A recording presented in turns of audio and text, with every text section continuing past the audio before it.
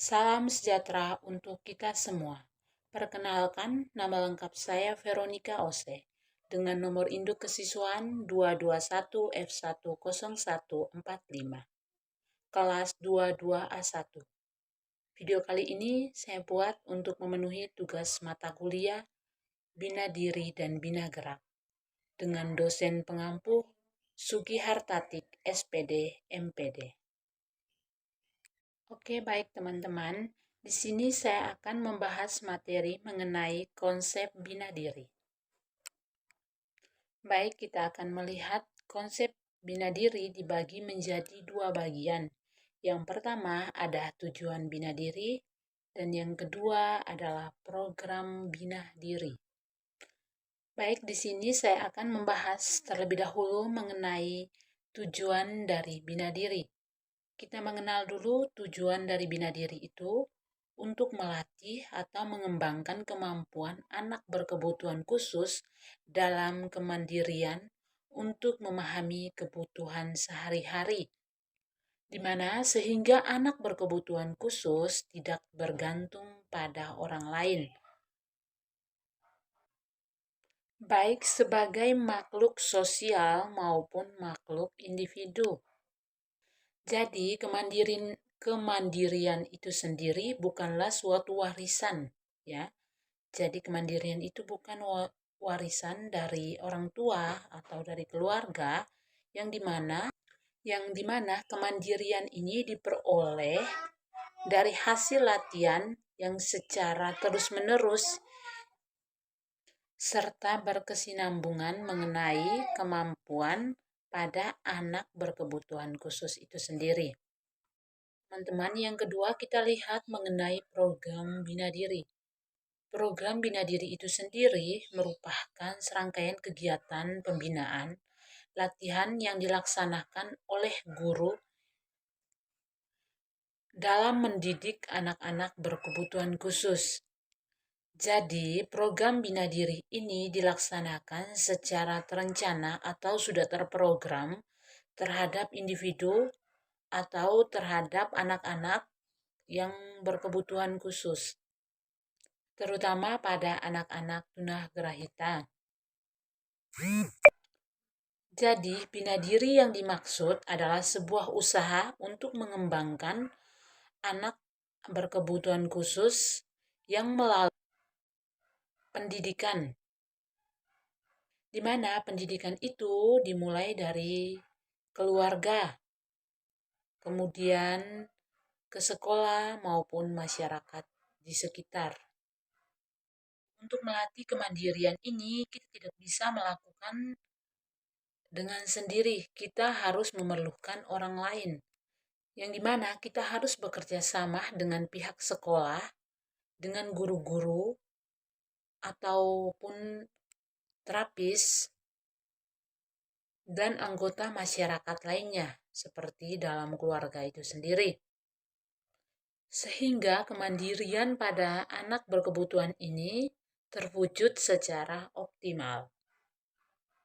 Untuk program bina diri, kita bagi menjadi beberapa bagian. Yang pertama, kita lihat mengenai kebutuhan merawat diri. Jadi, kebutuhan merawat diri ini adalah segala sesuatu yang dilakukan untuk menjaga kesehatan, di mana setiap orang mempunyai kebutuhan untuk merawat dirinya, apalagi pada anak-anak berkebutuhan khusus. Mereka juga memerlukan perawatan diri. Kemampuan merawat diri ini meliputi beberapa bagian seperti mandi, menggosok gigi, menjaga kebersihan diri, seperti menjaga kebersihan kulit, kebersihan pada rambut, kebersihan pada kuku, dan bisa memelihara kesehatan tubuh, seperti bisa melindungi diri dari bahaya yang ada di sekitar, seperti bahaya-bahaya benda tajam, dan juga bahaya dari orang lain, seperti perundungan secara mental, sosial, dan seksual. Kita lihat program bina diri yang kedua, yakni kebutuhan menolong diri. Kebutuhan menolong diri ini misalnya membersihkan tempat tidur, memasak makanan sederhana, mencuci pakaian sendiri. Jadi, untuk kemandirian ini, kita harus sudah bisa tanamkan kepada anak-anak, terutama kepada anak-anak yang berkebutuhan khusus sejak dini. Sehingga di suatu saat anak-anak ini sudah dewasa, mereka mampu atau bisa sendiri untuk menjaga kebutuhan diri mereka. Karena tidak semua orang tua selalu bersama anak-anak. Kita lihat program bina diri yang ketiga adalah kebutuhan komunikasi.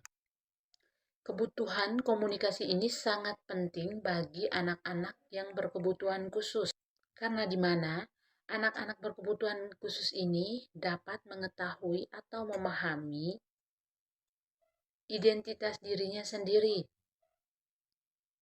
Seperti bisa menjawab pertanyaan apabila ditanya siapa namamu. Dan kemudian komunikasi reseptif, di mana anak berkebutuhan khusus ini dapat memahami apa yang ditanya atau apa yang disampaikan oleh orang lain.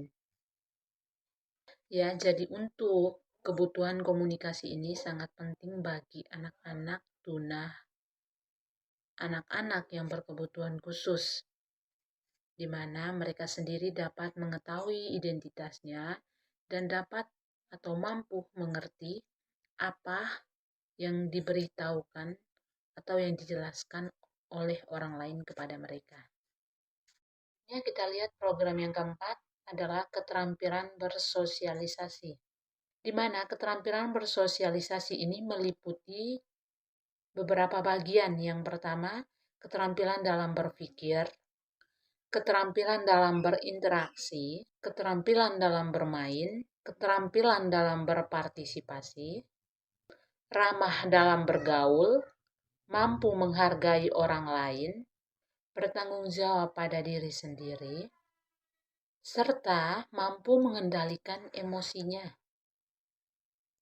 Program bina diri yang kelima adalah keterampilan hidup. Di sini kita lihat keterampilan hidup, yakni keterampilan dalam menggunakan uang, keterampilan dalam berbelanja, selanjutnya keterampilan dalam bekerja, kebutuhan dalam mengisi waktu luang. Misalnya, waktu luang itu dapat diisi dengan berolahraga, berseni, atau memelihara makhluk hidup. Contohnya bisa memelihara hewan, memelihara tumbuhan. Sehingga anak-anak berkebutuhan khusus ini dapat menumbuhkan rasa empatinya, rasa perhatiannya kepada makhluk-makhluk yang lain, atau rasa memiliki sesuatu. Program bina diri yang keenam, kebutuhan mengurus diri, di mana anak berkebutuhan khusus mampu memelihara dirinya secara praktis. Misalnya makan, minum, mereka mampu melakukan sendiri, khususnya pada anak-anak tunah grahita. Jadi di sini kebutuhan mengurus diri ini, kita sebagai orang tua harus bisa memberikan kepercayaan kepada mereka sehingga mereka itu mampu melakukan kebutuhan dalam hal mengurus dirinya sendiri. Tidak perlu ada bantuan dari orang tua. Mungkin kita sebagai orang tua hanya bisa mendampingi dan juga dalam hal mandi dan berpakaian. Anak ABK atau anak berkebutuhan khusus juga harus diberikan rasa tanggung jawab pada diri mereka sendiri, sehingga mereka dapat melaksanakan atau melakukan suatu kegiatan dalam berkebutuhan mengurus dirinya sendiri. Baik teman-teman, sekian materi dari saya mengenai konsep bina diri. Kurang lebihnya saya mohon maaf.